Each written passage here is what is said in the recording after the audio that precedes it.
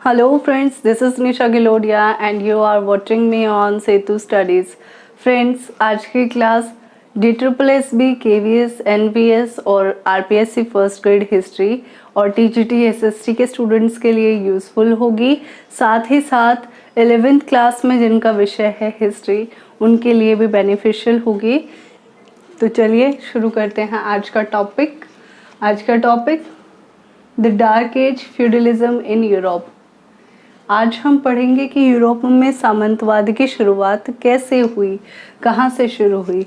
कल के क्लास में हमने पढ़ा था कि रोमन साम्राज्य था। रोमन साम्राज्य का जो कालक्रम है उसको 3 भागों में विभाजित किया था, राजतंत्र, गणतंत्र और तीसरा था साम्राज्यवादी काल।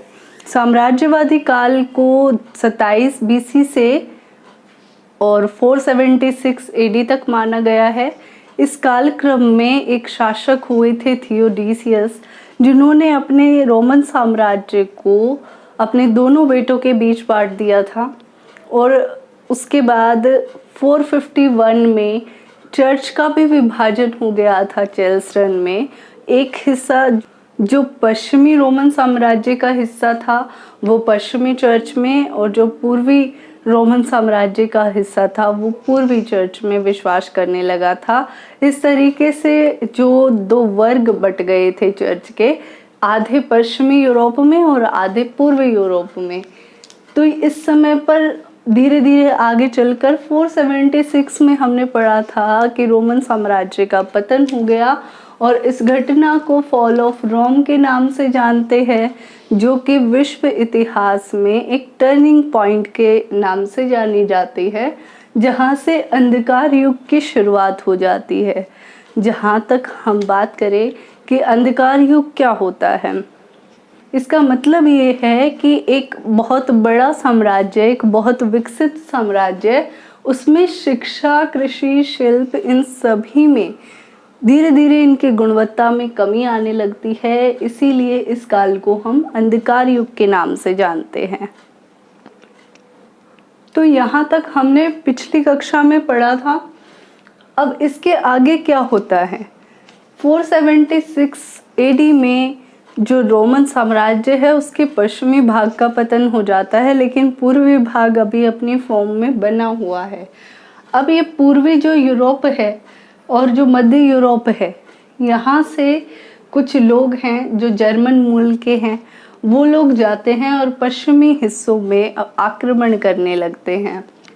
देखिए, ये राजधानी है रोम, जो कि पश्चिमी यूरोप का हिस्सा है। ये हिस्सा है जर्मन।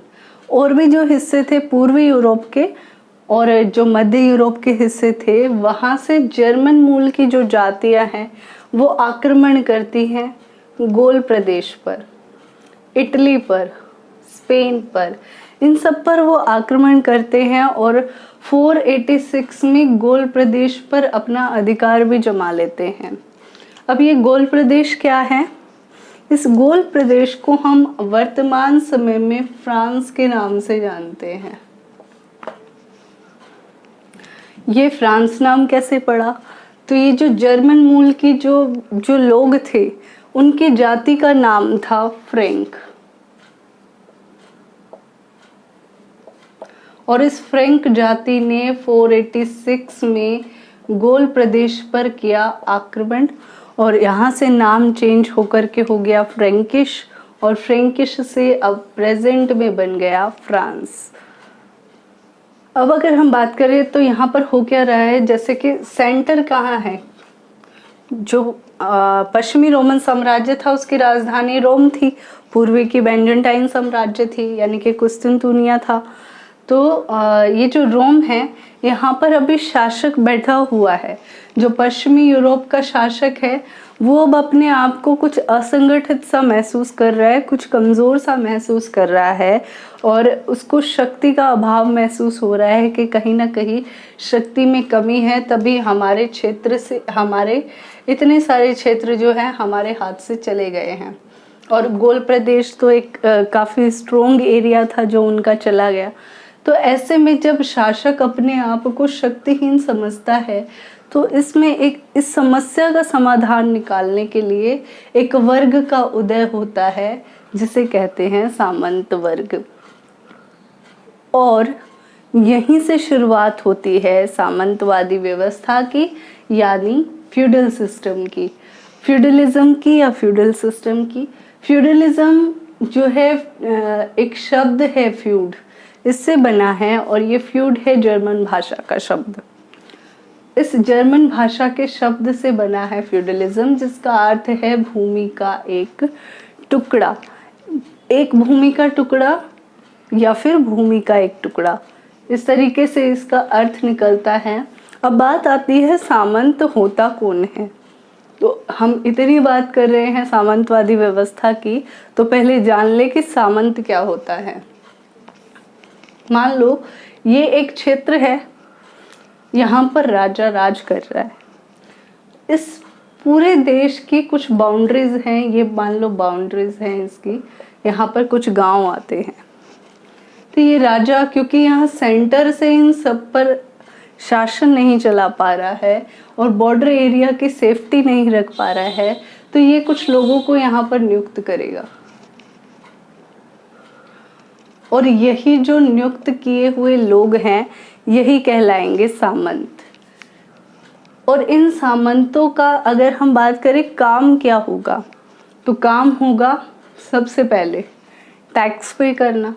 कारण है ये जो गांव हैं ये इन्हें राजा ने दिए हैं, ये भूमि इनको मिली है, तो इसके बदले टैक्स पे करेंगे।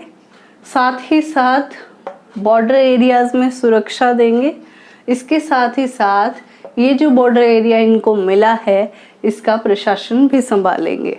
तो इससे हमें समझ क्या आया कि राजा सामंत को एक भूमि देगा जो कि उसके सीमावर्ती क्षेत्रों में होगी। उस भूमि से जो भी टैक्स कलेक्शन होगी उसका कुछ हिस्सा ये सामंत राजा को देगा, जो भी वहाँ पर उपज होगी उसका कुछ हिस्सा एज ए टैक्स वो राजा को पे करेगा। और साथ ही साथ उस बाउंड्री एरिया में राजा को सुरक्षा भी देगा, यानी सैनिक सहायता भी देगा। और इसी के साथ साथ यहाँ का जो भी कामकाज है, जो भी एडमिनिस्ट्रेटिव वर्क है, वो सारा भी ये सामंत ही करेगा। और यही व्यवस्था जो है पहले फ्रांस में आई, फिर इंग्लैंड में आई, फिर दक्षिणी इटली में आई, और धीरे धीरे करते करते पूरे यूरोप में ये व्यवस्था 11वीं सेंचुरी तक फैल गई है। हालांकि कुछ हद तक हम इसे पहले भी देख सकते हैं, जैसे कि यहाँ पर लिखा भी है कि इस प्रथा को रोमन साम्राज्य में पहले भी देखा गया है। और फ्रांस के एक राजा थे शॉर्लमैन, इनका टाइम पीरियड है 742 एडी से 814 एडी तक का। इनके टाइम पीरियड में भी ये व्यवस्था रही है, लेकिन ये जो अपनी मजबूत स्थिति में है वो आई है 9th सेंचुरी से। 9th सेंचुरी से 11वीं सेंचुरी तक ये अपने मजबूत स्थिति में रही, और इसका दूसरा चरण रहा 11वीं से 13वीं शताब्दी। इस समय में ये जो व्यवस्था है थोड़ी कमज़ोर पड़ने लगी। अगली कक्षाओं में जानेंगे कि उसका कारण क्या था, क्यों वो व्यवस्था जो है कमज़ोर पड़ने लगी। तो अभी तक हमने बात की कि यहाँ पर राजा और सामंत के बीच में कैसे संबंध है। तो अभी बात आती है कि किसान कहाँ गया। अब जो सामंत है उसे ये क्षेत्र मिला है, और ऐसी स्थिति में यहाँ पर ये राज करेंगे। और किस पर राज करेंगे? किसान पर। राज मतलब यहाँ पर प्रशासन का कार्य चलाएंगे, जो भी प्रशासनिक सेवाएं हैं वो यहाँ पर देंगे। और ज़्यादातर यहाँ पर क्योंकि फ्यूडलिज्म है तो इस समय पर उद्योग धंधे इतने डेवलप नहीं हैं, काम खेती का ही चल रहा है, तो किसानों पर ही इनका प्रशासन चलेगा। अब किस तरीके से चलेगा अगर हम इसके आर्थिक संदर्भ की बात करें, और वैसे भी अगर हम पढ़ते हैं फ्यूडलिज्म, तो फ्यूडलिज्म कहीं ना कहीं किसान और सामंत इन्हीं के बीच के रिलेशन को दिखाने के लिए इस व्यवस्था का प्रयोग किया गया है। सामंतवादी व्यवस्था होती ही किसान और सामंत के बीच के जो रिलेशन है उनको दिखाने के लिए है। अगर हम बात करें इसके आर्थिक संदर्भ की, तो किस तरीके से आर्थिक रूप से प्रभावित करती है ये व्यवस्था किसान और सामंत को। तो किसान अपने खेतों में काम करेगा। मान लो ये किसान का खेत है, उसमें वो कार्य कर रहा है और साथ ही साथ बाहर से आक्रमण भी हो रहे हैं। राजा को सुरक्षा अलग तरीके से दी जा रही है, लेकिन इन्हें किसानों को भी तो अपने खेत बचाने हैं। तो ये क्या करते हैं, टैक्स पे करने के बजाय श्रम सेवा देते हैं। कहाँ पर, जो ये सामंत को क्षेत्र मिला हुआ है, जो उसको खेती का क्षेत्र मिला हुआ है जिससे उसको टैक्स पे करना है, उस क्षेत्र में जाकर के ये मुफ्त में कार्य करते हैं, यानी कि श्रम सेवा देते हैं। तो इस तरीके का आर्थिक रिलेशन है कि सामंत देगा सुरक्षा किसान को और किसान करेगा उसके क्षेत्र में आकर के कार्य, खेती का कार्य। और भी बहुत सारे कार्य हैं जो कि इनके किसानों के परिवार जाकर के सामंत के घर में करते हैं। उस तरीके से इनका सामाजिक जीवन चल रहा है, व्यतीत हो रहा है। अब अगर यहाँ पर हम देखें तो इस व्यवस्था में किसान सामंत के खेतों में श्रम सेवा करता है, बदले में उसे सुरक्षा मिलती है। वही बात है, किसान जो है सामंत के खेतों में जाके काम करेगा, बदले में ये सामंत उनके खेतों की रक्षा करेगा कि उस पर कोई और आक्रमण ना करे। अब एक इतिहासकार हुए हैं मार्क ब्लॉक, जो कि फ्रांस के रहने वाले थे। उनका क्या कहना है सामंतवादी व्यवस्था पर? इनका कहना है कि सामंती समाज यूरोपियों, विशेषकर 900 से 1300 के बीच के टाइम की बात कर रहे हैं, इस समय में मध्य फ्रांसीसी समाज के सामाजिक संबंधों और श्रेणियों, भूमि प्रबंधन और उस काल के जन संस्कृति का असाधारण विवरण देता है। मतलब अगर हम सामंती समाज को पढ़ें, यानी कि फ्यूडलिज्म सिस्टम को अगर हम पढ़ते हैं यूरोप में, तो इससे हमें जो मध्य फ्रांस है इसके समाज का जो सामाजिक संबंध था, यानी किसान और सामंत का जो संबंध था, उसके बारे में पता लगता है। साथ में ही जो श्रेणी वर्ग था, यानी जो व्यापारी थे, उनके बारे में पता लगता है। और साथ ही साथ वहाँ पर जो भूमि का प्रबंधन होता था, जिस तरीके से लैंड का मैनेजमेंट होता था, उसके बारे में है। और वहाँ के जो लोग थे उनकी संस्कृति क्या थी, इन सब के बारे में विवरण देती है सामंतवादी व्यवस्था। तो फ्रेंड्स, आज की क्लास में हमने जाना कि जो अंधकार युग है उसका अर्थ क्या है, उसके बाद किस तरीके से पूर्वी जो यूरोप थे उसके कुछ जर्मन मूल के निवासी जो है पश्चिमी यूरोप के कुछ हिस्सों पर आक्रमण करते हैं, और फिर पश्चिम यूरोप के जो शासक हैं वो अपने आप को कमज़ोर महसूस करते हैं। और इसके बाद किस तरीके से जो सामंत वर्ग है उसका उदय होता है सीमाओं की सुरक्षा के लिए, और फिर वो जो हैं किसानों से सेवाएं लेते हैं, श्रम सेवा, उसके बदले में उनको उनकी भूमि की सुरक्षा देते हैं। और यही संबंध उनका राजा के साथ भी है। राजा सामंतों को भूमि देता है, बदले में वो टैक्स पे करते हैं, सैनिक सहायता देते हैं, और जो भी क्षेत्र उन्हें मिला है उसमें प्रशासन का काम भी चलाते हैं। फिर 11वीं सेंचुरी तक यूरोप में ये व्यवस्था पूरे में फैल गई।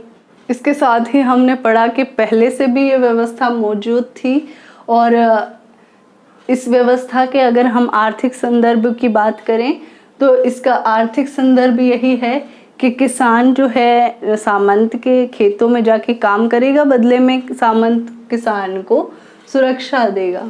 इसके बाद हमने मार्क ब्लॉक के बारे में पढ़ा कि वो फ्रांस के थे, और उनके अनुसार सामंती समाज जो है वो मध्य फ्रांसीसी समाज के सामाजिक संबंधों, श्रेणी और भूमि प्रबंधन और उस काल की जन संस्कृति का असाधारण विवरण देता है।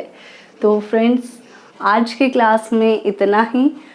इसके आगे हम पढ़ेंगे क्या होती है वेस्लेज प्रथा, क्या होता है मैनर सिस्टम, क्या धर्म किस तरीके से हावी हो गया था कि उससे अंधकार युग की शुरुआत हो गई, और साथ ही साथ पढ़ेंगे एक चौथा वर्ग जो उदित हुआ, जिसे हम श्रेणी वर्ग कहते हैं या गिल्ड सिस्टम कहते हैं, इनके बारे में पढ़ेंगे। और आज के लिए इतना ही। वीडियो को ज़्यादा से ज़्यादा शेयर कीजिए, ज़्यादा से ज़्यादा सब्सक्राइब कीजिए, लाइक कीजिए। Thank you, thanks for watching.